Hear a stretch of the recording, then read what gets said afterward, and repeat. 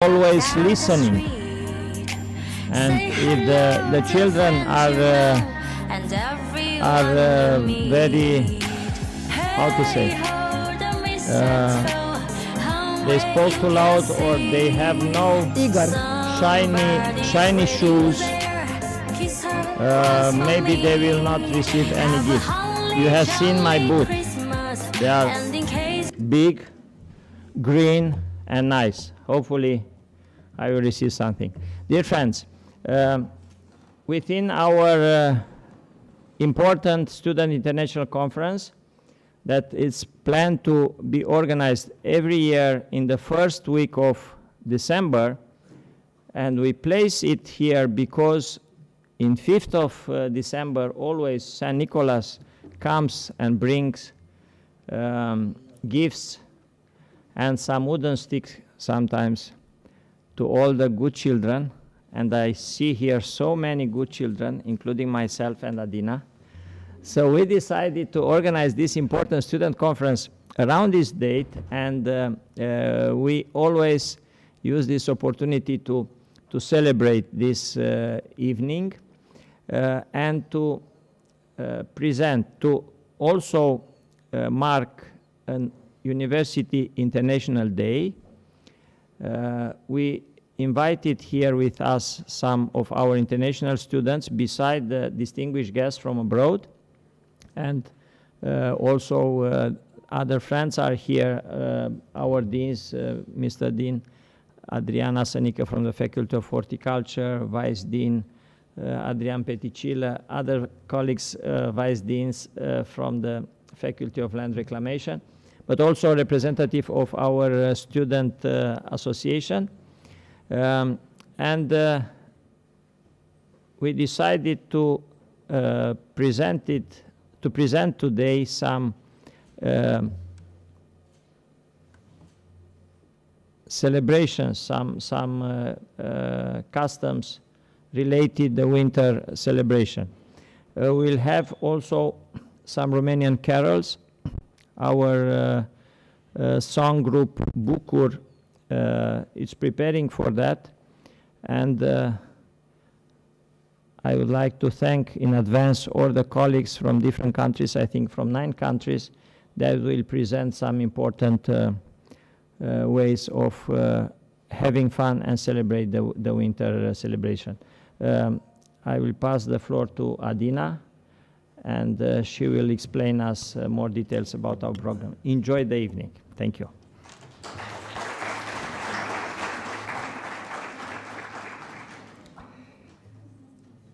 Good evening. It's a real pleasure to be here with all of you. We will have, as Professor Stanica, our Vice Rector, said, nine small presentations from 10 countries. The question tonight for all the kids in Romania, and not only, is, have you been naughty or nice? It's not about the boots, it's not about the size of the boots, it's not about shining them. Have you been naughty or nice? If you have been nice, that's okay. Saint Nicholas will definitely have some goodies for you. If not, you'll see. Because it's about sharing traditions, because every one of us has a child inside. We either choose to ignore it, or we choose not to let everyone see it, but we all have a child inside. It's about the child in all of us.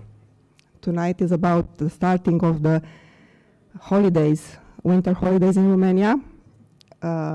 So the first presentation will be from Romania.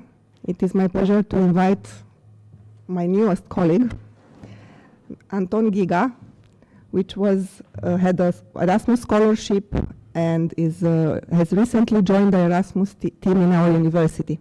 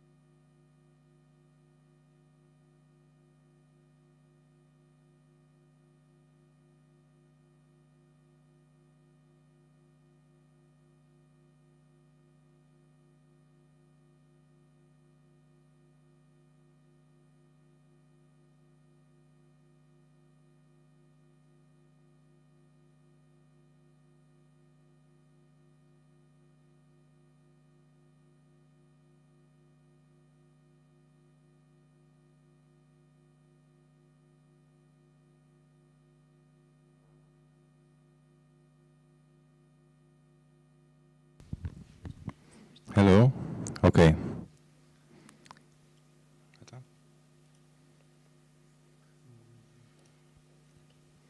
Okay. Good evening, everyone, and welcome to my presentation about Romania's festive customs and celebrations regarding Saint Nicholas. Who was Saint Nicholas? So he was born in the 4th century in the Middle East, in the northern part of Bethlehem, which is now a territory of Turkey. And he was known for his faith and love for children. He died on December the 6th in the year 343. And the day of his death became the feast day of Saint Nicholas. Okay, the legend of Saint Nicholas says that he was born into a wealthy family, and upon the death of his parents, he inherited the whole fortune, and he used his wealth to help those in need. One of the legends says that there was a family, and like a very poor family, and the father had 3 daughters, and he hoped for them to get married so that they can add value to the family, but unfortunately they wouldn't find any good husbands to marry them. So he was thinking that it's not so nice to say, but he was thinking about selling them because there were too many mouths to feed in the family. And in one night, in their boots, which were laying by the fire to dry, it was like a cold winter night. Well, they laid the boots in the night, and in the morning they found packs of gold in their boots. And it is said that Saint Nicholas came by and gave them the money so that the father wouldn't get rid of his daughters. Okay. In Romania, Saint Nicholas, known as Moș Nicolae, is celebrated on December the 6th. And this day is filled with various traditions depending on the part of the country. And tonight he leaves sweets and gifts in the boots of well-behaved children. And for those who have been naughty, as my colleague said, he leaves a small twig, but it's said that if you take care of that twig, it will bloom until the New Year's Eve. Some Saint Nicholas customs. So one of them is shoe polishing. In the night of the 5th of December, children traditionally polish their shoes and leave them outside. Or maybe they leave them inside because outside is quite cold and you don't want to put your feet in the cold shoes in the morning, of course. And they are hoping that they were well behaved in that year and that Saint Nicholas will leave them some presents, not a twig, and some coals. That's the Romanian tradition. Gifts and sweets.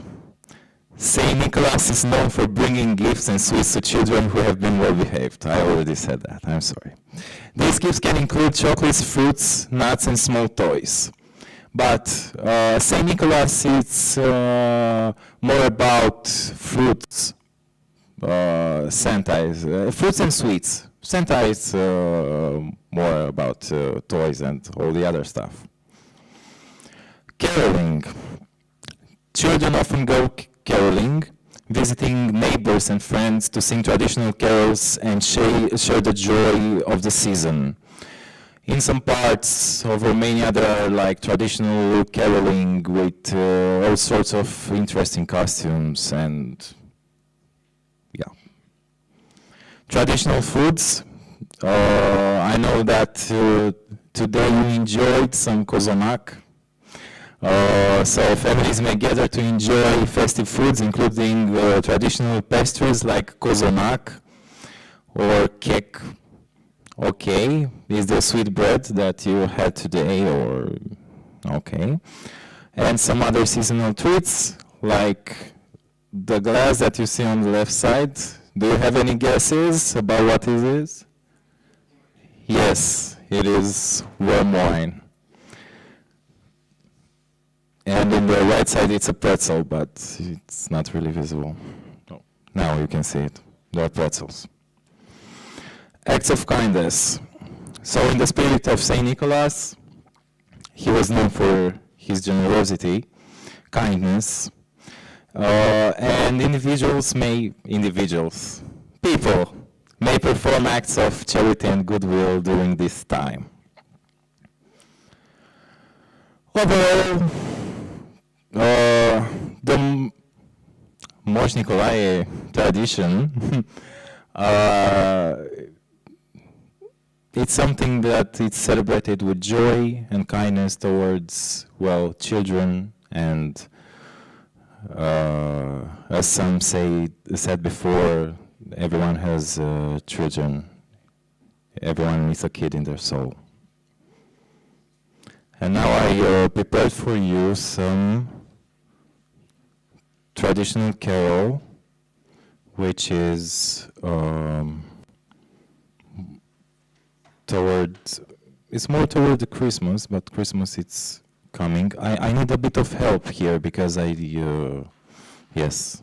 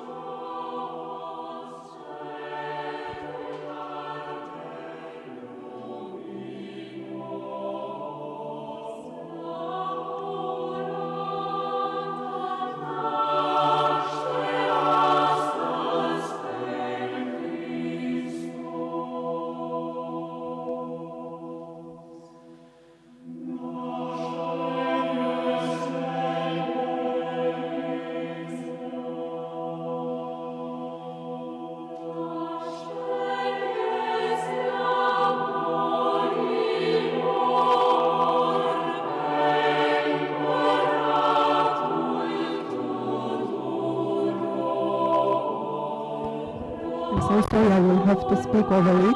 I will let it play and speak a little bit.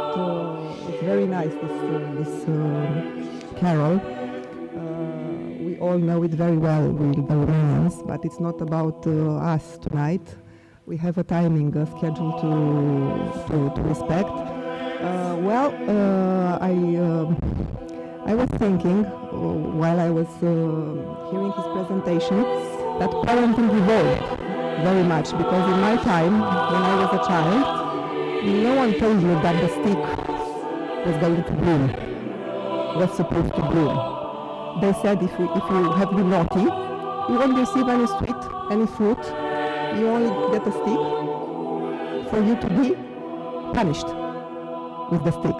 So that was parenting in my time. It's nice that the younger generation now have this wonderful, it's not a stick, it's something that will bloom if you will not be naughty anymore. This is a very nice concept I was thinking about. That's I didn't share with you another thing. Anton, besides being an Erasmus student and Erasmus Student Network volunteer, is also one student, a master student in the Faculty of Land Reclamation and Environmental Engineering. So the first the first 5 presentations you will see students, one of them was Anton, are students of the University of Agronomic Sciences and Veterinary Medicine, which is your host tonight. And starting from the 6th one, there will be our guests, and we will close with our dear friend, which is one of us now. It's not anymore foreigner, it's a Romanian. So I will like to close this sadly and this wonderful carol and ask from Armenia to join us to present the traditions from Armenia, a student of the horticulture faculty and an Erasmus student as well, Henrik Tumasian. Have I said it correctly?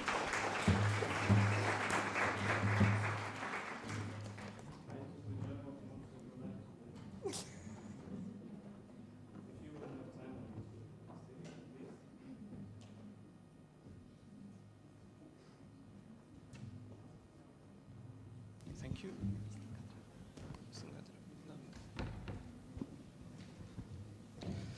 So, good evening, dear friends and honored professors. I'm from Armenia. In Armenia, we don't have a tradition to clean our shoes and to put them under the firework, but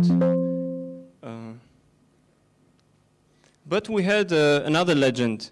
Of course, our Christian church remembers Saint Nicolas. We called him Surp Nikolaios.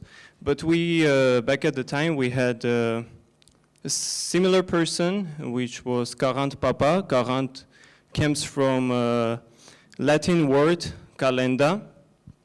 He was coming every first day of the year, but he was not from a rich family. He was giving to kids what they like, advices. He was giving them advices to love, to care about each other, to love, to respect. But nowadays, we replace him because only with advices, children were not believing him. And for us, Saint Nicola come to the new year with gifts and presents. And in Romania, there is the Saint Nicola, after it's the Christmas and after the New Year. But in Armenia, it's a little bit different. Firstly, we have New Year and after Christmas. And for the New Year, we are eating a lot of food, as people in Romania usually does for Christmas. It's not an historic or traditional change. It was because back at the time in Soviet Union, government was doing politics against the religion, so they wanted to replace the Christmas events by a natural thing that has no connection with religion. So they replaced every tradition to Christmas, and not only for Armenians, but for everybody in the Soviet Union. So in Armenia, we have gifts on the New Year. We usually spend time together with our family. It's a very globalized holiday for us because besides of Armenian traditional food, we also, in my family at least, we have a free plate for the year that comes by Chinese calendar. It will be a dragon next year. So we will have 5 plates, one for dragon, and we all open the doors or windows to have the spirit of the dragon and all of the good things coming to our house, our home, and we turn on the lights. And after a Soviet Union collapse, Armenian Church tried to bring people back to the church. So since 2019, we are organizing every 1st February and of the 31 December blessing of pomegranate, because pomegranate is one of the symbols in Armenia. And even if I show here you Armenian herbal tea without pomegranates, but there is symbols of the pomegranate. And if you are trying to buy pomegranates now and you see the price is very high, in 31 December you can go to Armenian church and have it for free if you will wait. And after the New Year, in Armenia we start to visit our friends, even the one that we are seeing once in a year. At the New Year we go to their home and they are saying, you didn't cook that good, so you have to eat from me. It's really hard to eat in everybody's place because after we have some limits in our body, but everybody tries to convince you that their food is the best.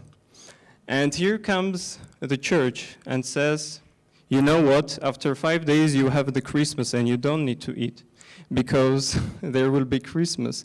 And usually before Christmas, then Christians have fasting, so they don't eat meat, they don't drink, which is so hard in the New Year, we understand. But here comes the traditions, and some people are getting strong and are not eating meat. For them, traditionally, we have sarmales, or we call tolma, without meat, but with beans, with rice, and with nuts. So they can be happy too. Vegan people also can be happy. And people who like really big table celebrations, they are happy too. And for Christmas, we have traditional dishes. We have fish, which symbolize Jesus. We have rice with raisins and with nuts. They say that rice symbolizes the people, and the raisins, the dry fruit and nuts represent all the good that we have. And we also open a good of red wine, not because we drink every other spirit in the New Year, but the red wine represents the blood of Jesus that he gave. And in the evening of 5 January, Armenian people usually go to church, this time to get the light, to the holy fire. It represents the Star of the Bethlehem that showed when Jesus was born. And for other traditional dishes that day, we have mostly dry fruits with simple flavors, and usually we play a game with everybody in the family. We have a coin in the cookie, and we cut, if there are 5 people, we cut 5 pieces, and we eat them all. And who finds the coin, it says it will be a good year for him, and he will succeed. So everybody tries to become a friend with him. And if you don't have a coin, in ancient Armenia, they were doing breads with symbols, for example, with some instruments, so it represents the good year, that you will work hard and you will succeed in your work. And they were giving them the bread with pictures.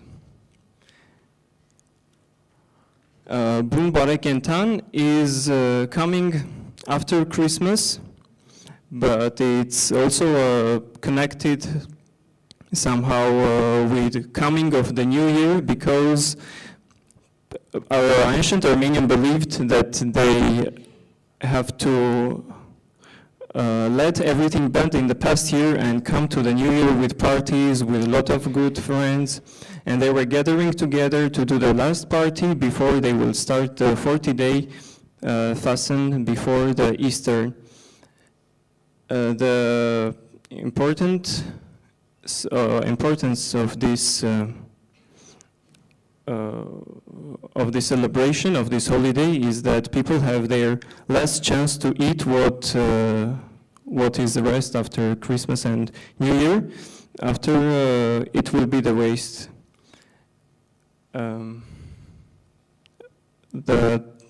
That's it, I think. I wanted to mention one also traditional thing that ancient Armenia were doing. I think it's really nice, really interesting. They were gathering together and making fire before New Year, and they were saying all the bad things they did, all the sins, all the fights they had to the fire, so it burns, and then at the night when it was changing the good year, they were doing only good things. So they burned the bad things in the past and go forward with happiness and with beauty. So I wish all of us Happy New Year for coming days.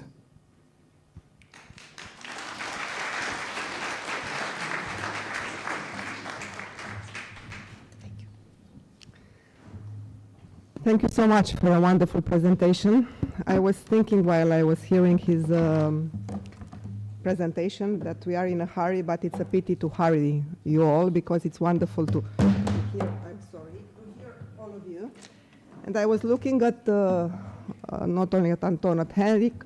I see Melvin, I see Pauline. They are wonderful students, foreign students, that when they will finish, I will be so sad that they will not longer be our students, but hopefully they will become our university's ambassadors. So, without, I don't need to present anymore. So I invite Melvin Esquivel, a student of the Faculty of Horticulture and Erasmus student as well, to present not only the cuisine, not only the food from Belize, but the traditions as well.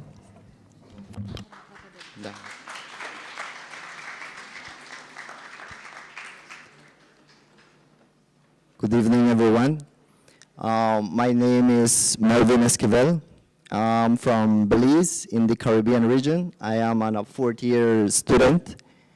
And I am proud to be presenting about my country, about my culture, and the different cultures that are present in Belize.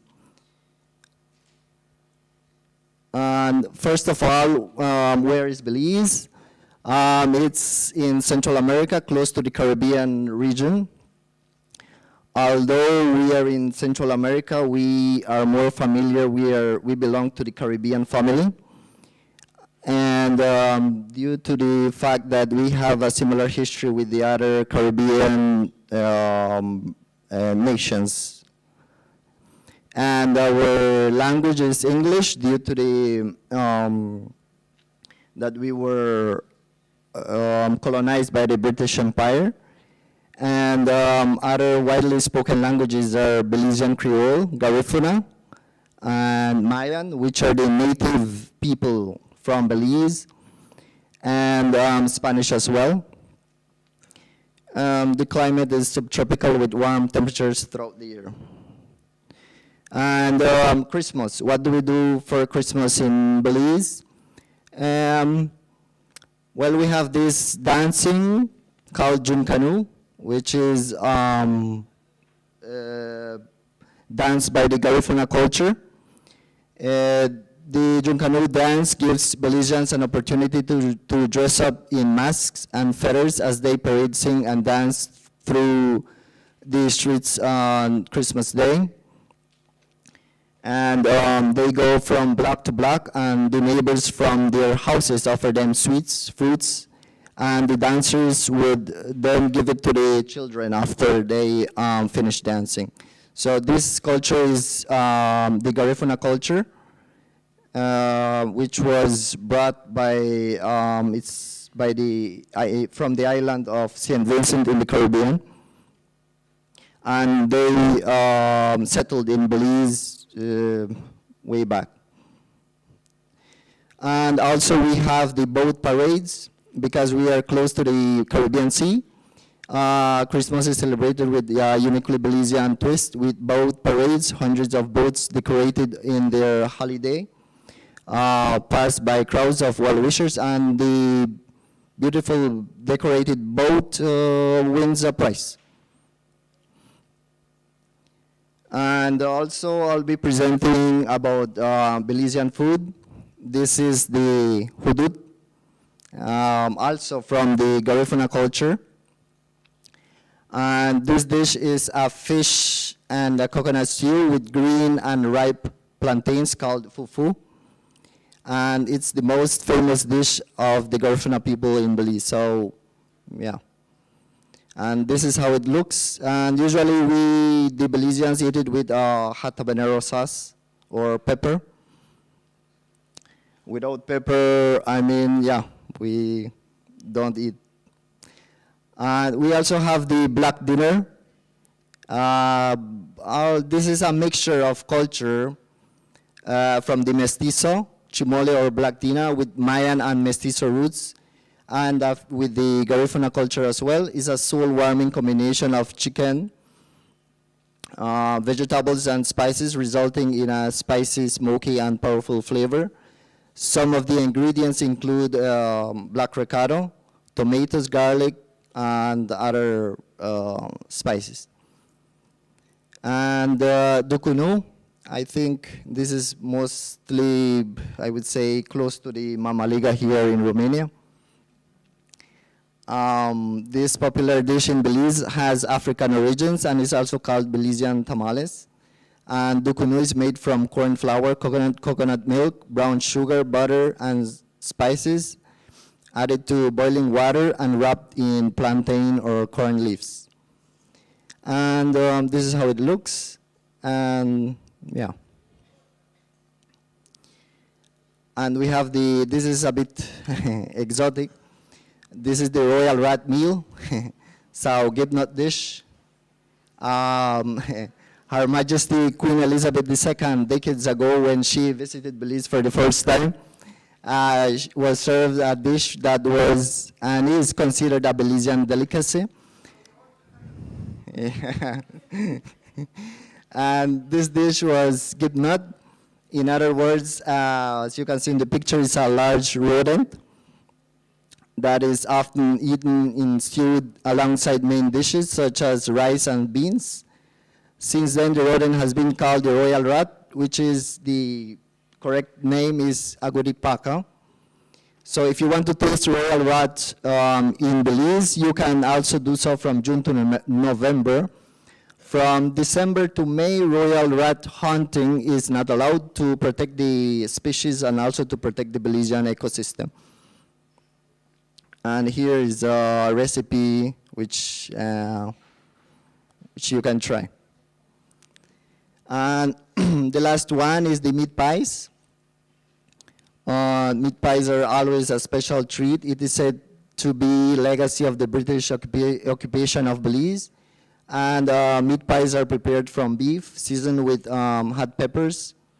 Pie dough is always easy to make, and healthy vegetables like spinach or tomatoes can be added to the mix to make it a little bit healthier. Thank you very much for your attention, and happy December.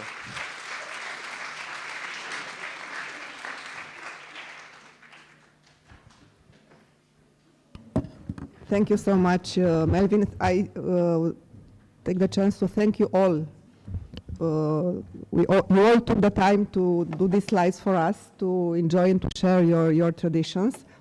I choose to invite a friend of ours, a student from agriculture faculty, to do the same presentation of last year, because we all enjoyed it so much.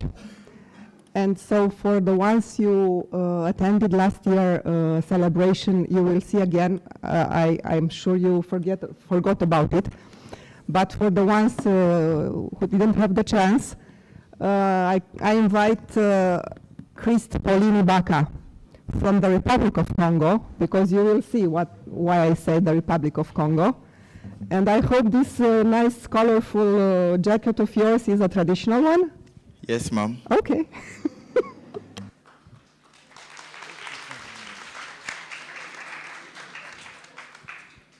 Bunasera, good evening. My respect to my teacher and my dear guest. My name is Chris Ibaga Pauline. I'm from Congo, and I have 3 years in Romania. I'm a student with scholarship in this university, and I'm very welcome with that. I'm very grateful with that. Today I'm going to present you my country, my dear country, Congo. Actually, in Africa, we have 2 Congo, and many of people always make confusion when I say I'm from Congo. There is one big Congo, big and there is mice, and the small Congo. The difference is in the colonization. The smaller one was colony of Francesa, of French country, and the bigger one was a British colony, and we get her French, and other Congo get their bad French, because we say 90, and they say 90, which is not French. So all the time, 90, 1990, in French is normal, French normal French, and 90, 91, 91. Believe me, it's funny, but for us, when we buy something, it's like, say it again, please, I didn't understand. And my Congo is a small country, but it's very peaceful, it's very tropical, we have a good climate, we have a good atmosphere. We have a founder of culture which is called sapology, which is usually made of colorful dress and impressionant. It's also expensive, like this one. It's not from Romania, you're not getting in Obor, for sure. I made a special order from Congo, and I have paid a lot of tax to come just here. It's something traditional, 100% from Congo, made of cotton, without any kind of mixture of texture. It's something very, very beautiful, very tasteful, very light, and it helped me to protect for the cold, because it's very cool outside. And for the lady, we are always lady. We have the most beautiful dress for a lady, but I don't have a lady to make a presentation. Sorry, I have a dress, but I don't have a lady. We have the maid already, and we have for men also when we need to mix it with other texture, white color with colorful. We have also handmade, which can be wear simply. When we talk about food, we have fasole, but it's not the same like you here. We have beans. We have also beans in Congo, but it's not like Romanian beans. Under processure, it's not like. It's something made differently, first of all. We don't use persil. It's something made very simple. We can eat it with anything, with chicken, with pork, with meat, with fish even. We have also rice with leaf of cassava, which is called tondu in my language, in Lingala language.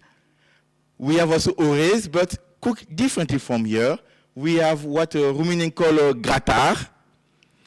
Many of know that gratar. But we don't have meat, not yet. We have what we call camundele. It's a kind of gratar, but not like here. It's something different, made with a lot of taste. We have also some beers, like we have a beer which is called Black, and it's sold in Africa. Okay, something normal. We don't have Uber Urs, we don't have Timișoara, we don't have... we just have Primus, like Prima. The moment in family in Africa, it's an atmosphere of love, of peace. It's an atmosphere where you feel yourself in the family and you believe to something. And we have party at home with everyone. We have also party at the church. Of course, it's the day of Jesus. We should. Thank you very much for your attention. It was a great for me to speak in front of you.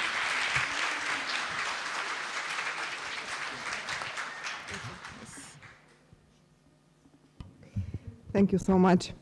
From Greece, the student of the Faculty of Veterinary Medicine. Thank you very much for sharing with us your traditions, Antonia.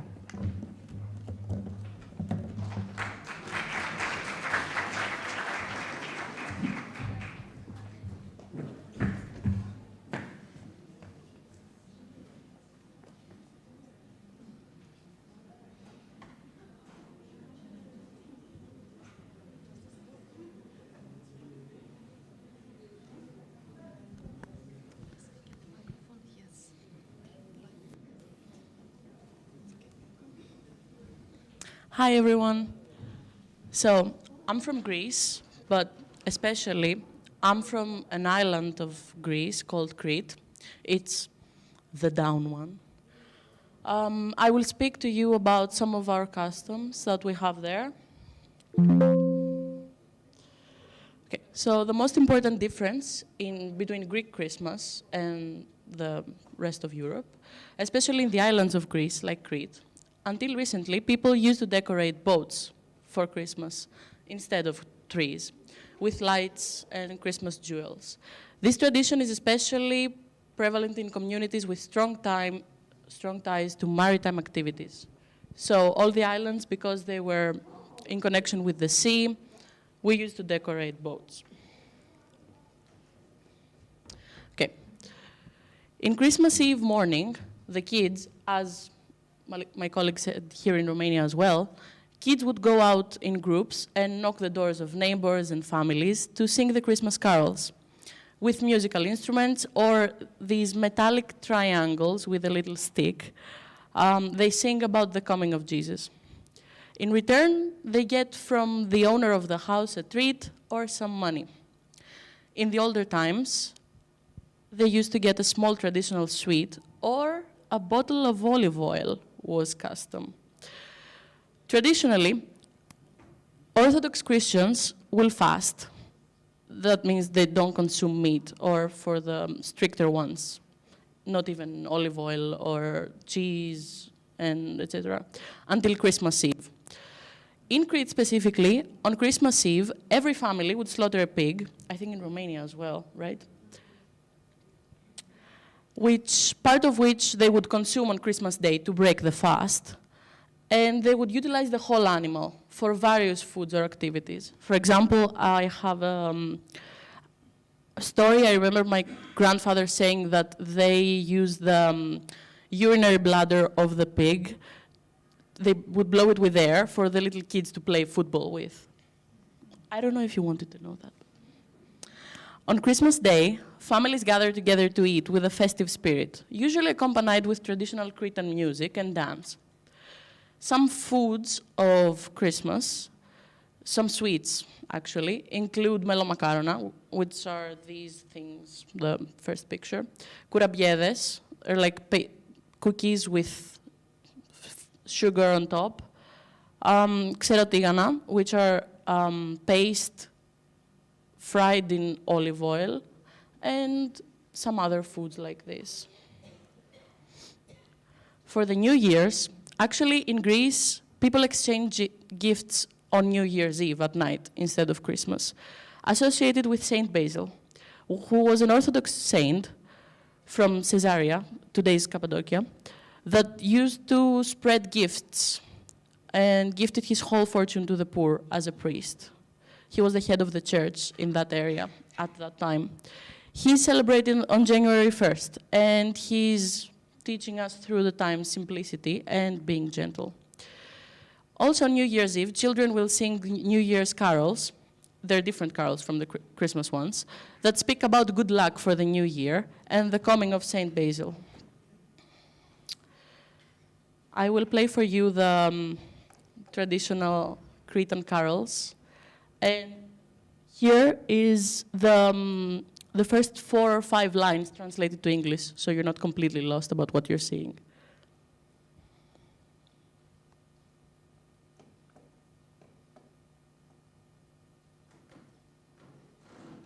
Help?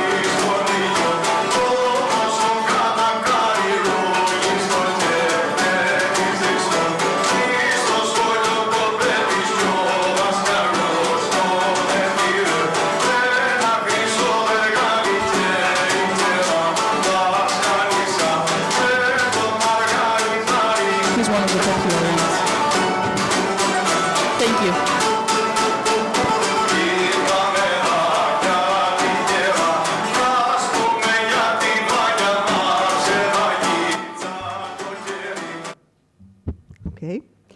So these were our wonderful, extraordinary students we have. Now we have wonderful and extraordinary guests as well.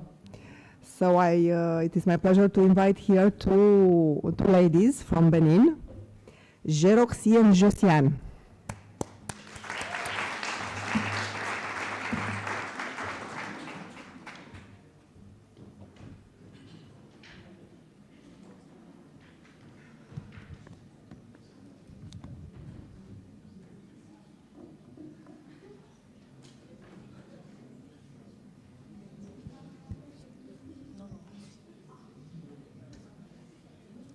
Hello, everyone. My name is Geroxie Toroyesu, and my colleague, Semasa Josiane. we are from Benin in West Africa. It is a real pleasure for us to present our country today. Benin is a locality of West Africa, and the administrative capital is Porto Novo, and economic capital is Cotonou. Benin's story can be divided into three main periods: the pre-colonial or royal period, the colonial period, and the post-colonial period. The pre-colonial period, in this period, Benin was subdivided into various kingdoms, including that of Dahomey. It dominated the surrounding kingdoms thanks to its economic and, above all, military power. Donc, in this picture, you can see the Amazon warriors of Dahomey who inspired the Black Panther. You can know Black Panther and the Woman King of Viola Davis. It is women who defied the king when the colonial, I don't know what I can see. Donc, in this picture, you can see,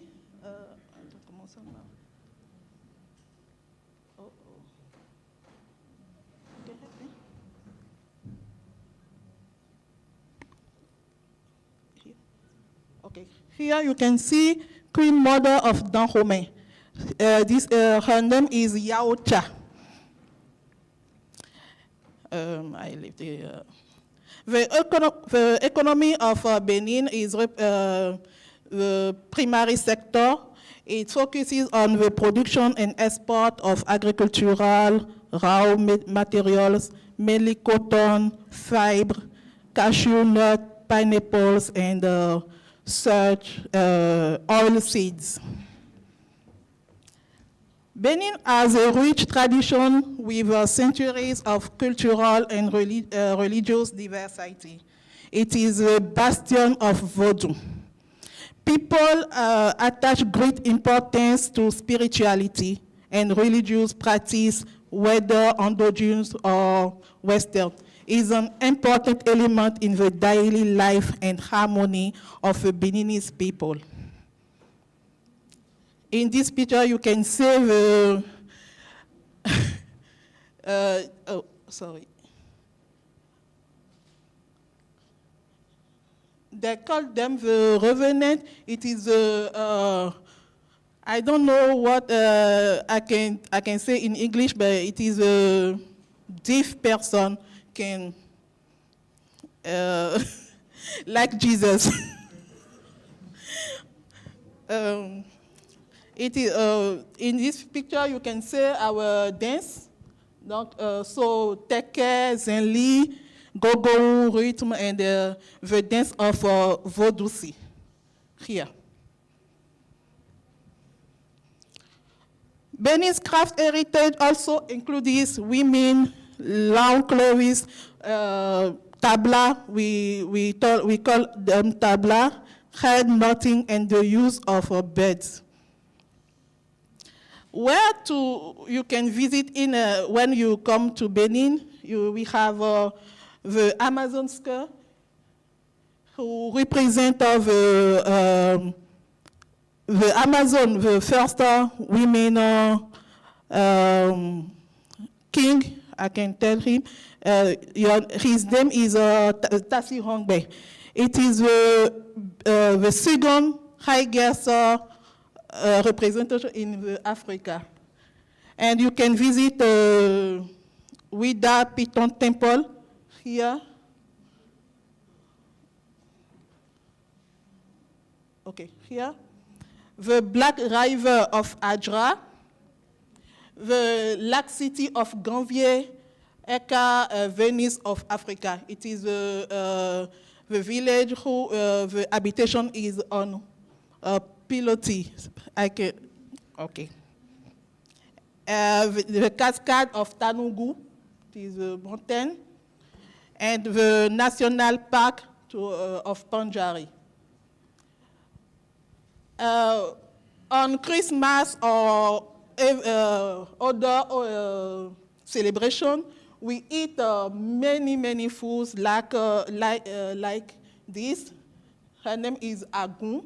It is mince, yams. Yams who we pound. This is legume, fish, and meat. We have also many pigs or pork.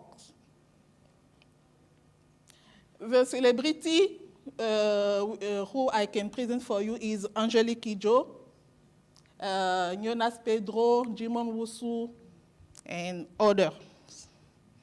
And in my language, we say Enochenumi pour dire merci, thank you, and happy December.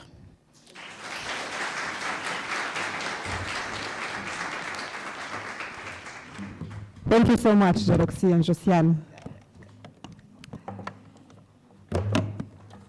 From Malta, Neil.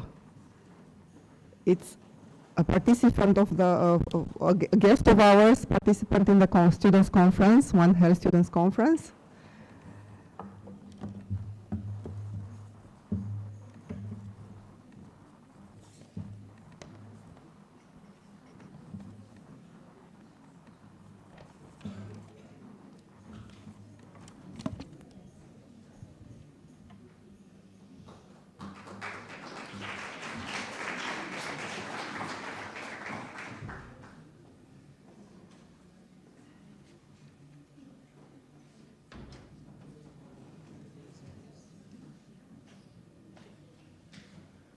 Good evening, everyone. I would like to see a quick show of hands how many people actually have ever been to Malta. So, yeah, there's 5 maybe, okay. I hope that the others do know where Malta is. If not, yeah, I'm gonna talk about it and maybe you can visit one day. So, first of all, where Malta is located. Malta is in the middle of the Mediterranean. It's underneath Italy, so we can point it out. If the laser shows up, yeah, it's this small tiny dot over here. So usually on map, Malta is never visible because the name covers the island, because the name is always bigger than the island. So yeah, there it is. So this is how the island is. So basically, Malta is not just Malta, it's the Maltese archipelago, because it's made up of 5 different islands mainly. The 2 big islands, so Malta, which is this one, and this is then is Gozo. Those are the main places where people live. And then on Comino, here in the middle, is the other place where one person lives on there. Yeah. So the country in total, it's about 27 kilometers by 15 almost kilometers, which that amounts to 316 kilometers squared. So as you might guess, with a population of almost 500,000, well, more than 500,000, it is one of the most densest countries in the world. The official languages of Malta are Maltese and English. So we speak both languages in the countries, and when we are very young, from 3 years old, when you start going to school, you're learning both the Maltese and the English language. The capital city of Malta is Valletta, and Valletta maybe I can point it out. Well, it's the same. No, it's the same. It depends on the country where you're from, and the people say it differently. No, it's no. Like, no, not at all. Like Malta, you would say Malta. People from France would say Malt. The name. Yeah. No. But actually, Valletta is the name of a grand master of a knight, which I'll talk about later, who was called Jean de la Valette. So that's why there's the link. So if you know a bit of French, maybe that's why you say La Valletta, because French people do say that. And it's a tiny dot, it's a peninsula over here. So this is only Valletta over here. And people always tell me like, oh, you're so from Malta, so you must live in Valletta. No, Valletta is really small, so I don't live there. I live somewhere differently. This is a brief, quick history of Malta. We date back from 6,000 BC almost, where we have the Stone Age, and we have temples which are older than the pyramids of Egypt. So these freestanding pyramids, there's many of them, and they're distributed along the island. And they are all quite old, in fact. Then, if you can see, we also have the Romans who came in the middle, and also Christianity was brought in during the time of the Roman era. In fact, Malta, for those who might know the Bible, is also mentioned in the Bible. We also had the Arabs, the Normans, and then the famous Hospitaller Knights. So those are the Knights of Jerusalem, which when they were exiled out of Jerusalem, they first went to Rhodes, and when they were persecuted in Rhodes by the Ottomans, they were given the land of Malta. And they stayed in Malta for quite a long time, in 1500s, and from there, they helped form the country how it is. So there's many history. And we go on, there's the French, the British colony, which was quite recent. Malta was the most bombarded country in the world during the World War II. Because it's positioned in the middle of the Mediterranean, and it was a naval base for the British people. Well, not the people, the whole empire. And as you can see, there's the bottom picture, that's a picture of Queen Elizabeth II, which now passed away, but that's where she met her husband, and she has a house, actually. Well, she had a house, because she's dead, but yeah. Malta is also in the EU, and it's been in the EU since 2004, and the currency in Malta is the euro currency. So, in Malta, as I said, it's a Roman Catholic, so maybe quite similar to the Orthodox. It's also Christian, but yes. So, in Malta, there are 360 churches, so that is almost a church for every day throughout the year. And yeah, you can visit them all. I have never been in all of them yet, so it's quite hard to see all of them. And yes, in every village, you will have 5 churches for sure. Each church also has a feast of its own, which I'll talk later. So here we can see the one of the most, let's say, important churches, the big churches. We have in the Cathedral of St. John in Medina. This is the inside of one of the cathedrals. It's quite well decorated with gold. And then we have the church in Melliha, which has a great, fantastic view over a nice beach. This is in Zabbar. Well, they're quite big, some of them, let's say that. So, Malta, as I said, is very religious, so all the activities, all the traditions are based on the Catholic religion. During summer, we have about 100 feasts. As I said, a feast for each parish, and some parishes also have more than one feast. The feast is about a week long, where there will be processions, and as you can see, processions with the statues, where people will bet money to participate and carry the statue. There will also be quite a lot of people devoted who walk behind the statue, and the churches are also very well decorated with lights. So the streets are decorated as well. There's nice banners, hand-painted, and on Sundays then there's the big parades, the march, what we call it, where people go and jump and drink beer and sing anthems, usually to, how you say, anthems against the other party of the other band club, for example. Malta is also really famous for fireworks. When we have feasts, there's no feast without fireworks. Here we can also see the different fireworks, both from the land, which in Maltese we call chufchufogu, and we also have the aerial fireworks. In fact, in Malta, the period when feasts start, it opens up with the Malta International Fireworks Show. And yeah, it is quite big, so we can see here, this is in fact from one of the harbor. Fireworks are quite a big thing, although recently there's an issue about pollution, but I don't think it will ever be banned because it's part of our tradition. So next thing, in February, we have the carnival. So exactly before the 40 days before Easter, we have the carnival, which is 5 days of celebration. It is related to religion because it's the period where you eat a lot before you start fasting. And we have the carnival parades. So with carnival parades, they are big floats, they are decorated, all animated, so they can also move, and people dance. These costumes are really expensive, and every year they make a special costume, and there's clubs who dance with the parades and in the floats. It happens between around February and March, so it's a nice time to visit as well. And also, this is a special treat during the carnival time called prignolata, which is mainly made from pine nuts. I personally don't like it because it's very, very sweet. So if you have diabetes, it's not the thing for you. Then in the Holy Week, Easter time, we also have processions again, where people dress up as people from the Bible, so Roman soldiers, but also we have statues, and people walk a lot after the statues because they're very devoted.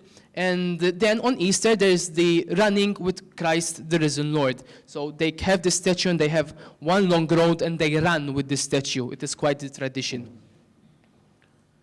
On 29 June is the feast of St. Peter, St. Paul in Malta, but it's also the feast of Imnaria, which in Arabic terms might mean bringing light, Imnara.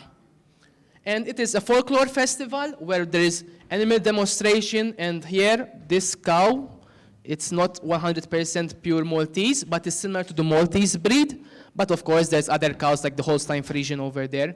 Here we can see some kids dressed up with the traditional clothing, and there's also horse racing in the streets. The traditional dishes in Malta is rabbit. We eat rabbit stew, and also snails with aioli. And the traditional folk dance is called Ana, so rhyming with songs, and you sing, we say spirito pronto in Italian, but you sing as you go, so spontaneously.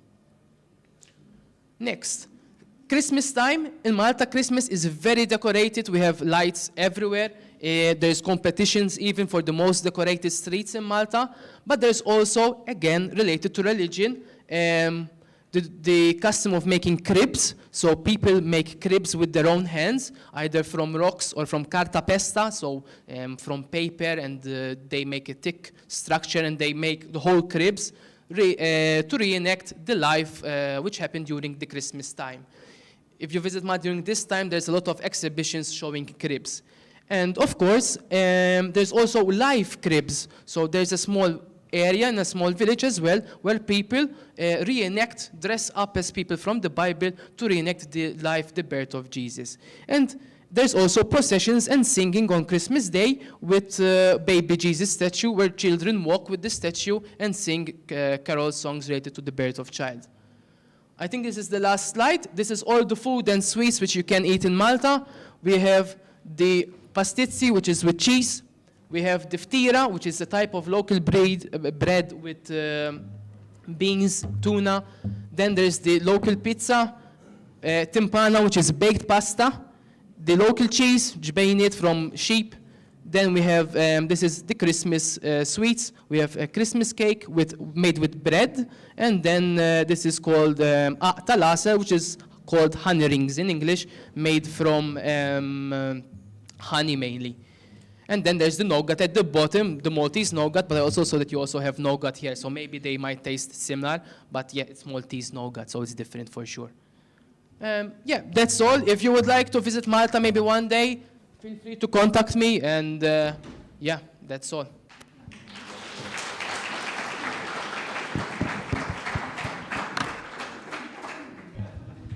So you are not living in La Valletta or Valletta, you are living in Valletta Road.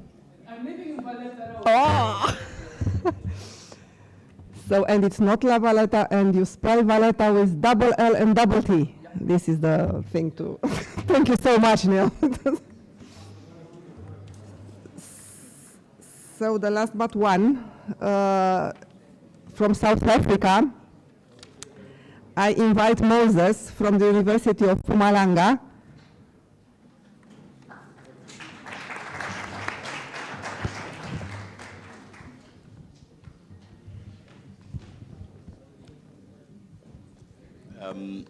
Good evening, everybody in the house.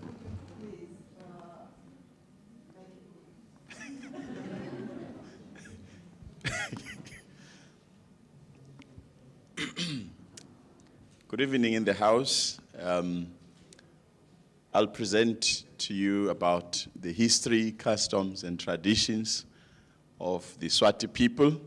They are not the only people in South Africa. Of course, we've got a number of traditional homesteads, but I chose Swati people because that's where I come from. So this is just the presentation outline. And then when you look at the history of the Swati people, it can be traced back to the 15th century, where when you look at the term Swati, in plural is Emaswati, and then in singular is Swati. So if you want to say, I'm a Swati speaking person or I'm a Swati cultural person, you'll say Swati because I'm one person. But if we're a group of people, Emaswati, I don't know, you'll master that with time. And then we are a Bantu ethnic group, native of the people from the southern Africa inhabiting Eswatini, and then we've got a number of them in our province, Mpumalanga province, but we originated from Eswatini, a sovereign kingdom in the southern Africa. Like I said, part of the Maswati-speaking people at the Mpumalanga province. Maswati are part of the Nguni language-speaking people whose origin can be traced through archaeology to East Africa, particularly Congo. Gangwane was the homeland of the Swazi-speaking people living in South Africa. It was situated along the border of Swaziland with its capital being Louisville. Louisville is still there, though it's now part of our province, Mpumalanga. It's no longer part of the Swaziland, but we are the same people.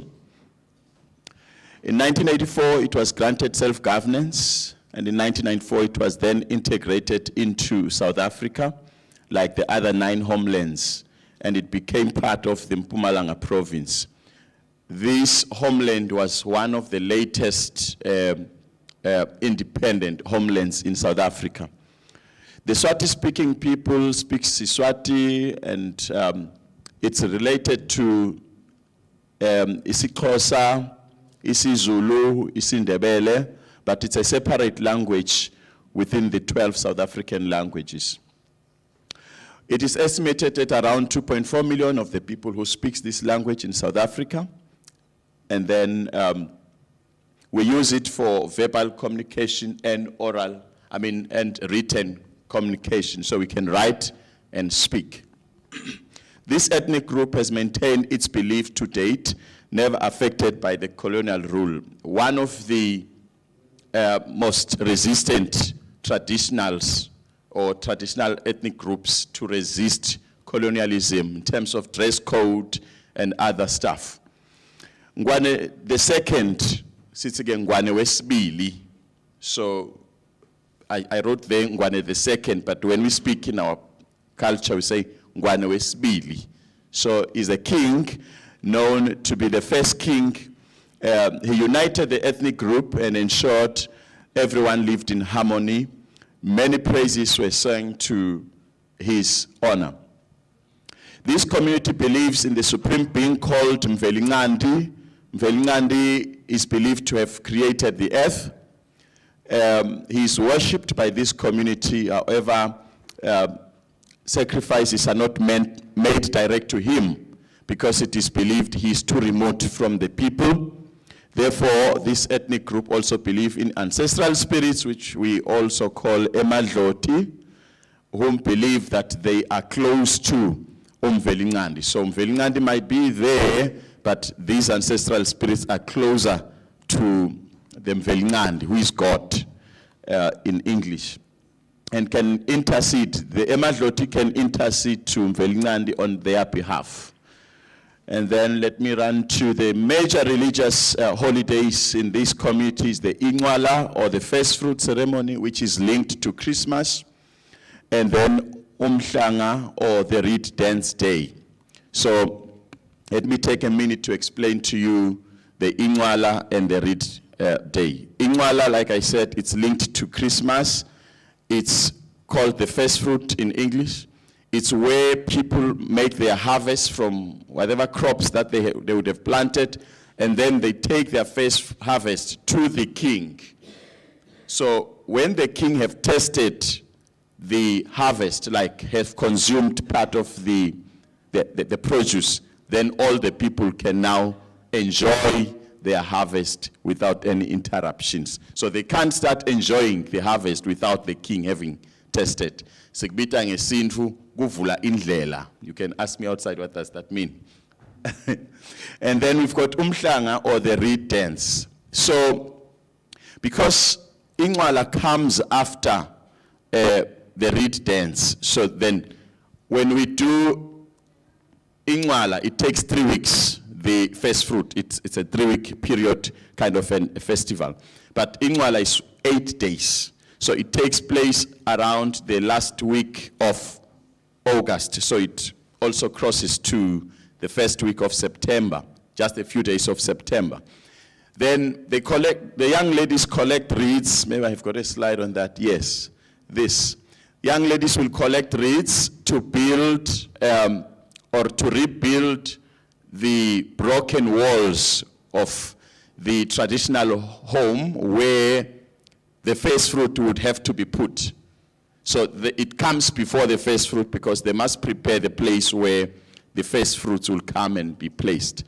So during that event, there is a particular date the Queen Mother will actually announce, and then the young ladies and mothers will be there. This is how ladies dance. The young ladies, that which are not married, once you get married, they don't dance like that. They only do like this. So you only raise a hand, a leg with your hand like this, if you are a young person. But once you get married, so it's like this, because you need to respect yourself and then respect your husband, eh? All right. The rites of way, we've got birth, we've got puberty. On birth, what is most interesting is that once a child is born at home, the father of the child or the man of the house would report to the ancestors and talk to the ancestors that we've got a newborn child, and then they'll put some beads on the hands or the waist or the ankles, just as a sign of good luck and protection. Without those, it is believed they cannot be protected. And without being reported to the ancestors, it is believed that the child is not known at home. I know it did not capture that, okay? Puberty, which is almost normal, but the most significant part of puberty is that young boys are separated from the young girls. Young boys are taken to what we call ingoma, while the young ladies are taken to a particular hut or hut, just a small house, where they are separated to be taught about the traditions of our culture, what are taboos and what are those traditions that they need to be observant of. And then the issues of marriage, the lobola issues, the death, and then these are foods. This, I don't know if you might have seen them, these are worms, but we eat them. Mopani worms, these are marula fruits. We make beer if you look at that, it can be made of marula or it can be made of maize meal, so we can make beer from meal. And then that is porridge and meat. These are, this is the same thing as millis, but is roasted with peanuts. So these are our traditional foods. We've got family structures. This would be a typical man of the Swati-speaking people with the wife and the kids. A young boy in Emaswati would be looking like that, dress code. And then this would be the man and the children. This is a man with 2 wives. And when you look at how these women have their clothes, if the man would have this material, it would be because the woman is on the left, for the man it would be on the right. So in case you get to our place and then you want to do that. And then this is our king at Eswatini. If you might have not known them, these are the young people at the Eswatini kingdom in the royal family. We are driven by these values, that is respect, peace, diversity, love, sharing, honesty, and Ubuntu. Thank you.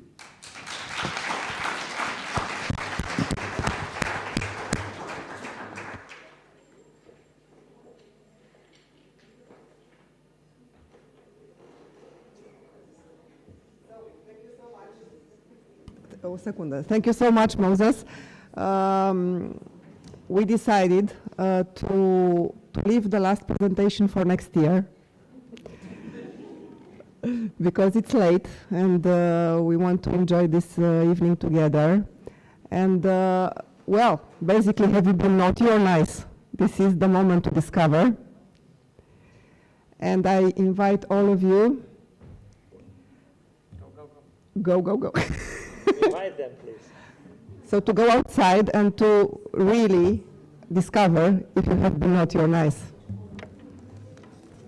So please be quiet because Saint Nicholas is somewhere here around. What I would like to ask you, we go out and we have a performance of our choir with some traditional carols. They are waiting for us, so we need to go in front of them, and then we will see the gifts and the rest of the evening, the food and everything. So our colleagues are waiting us out. Please come. Julian.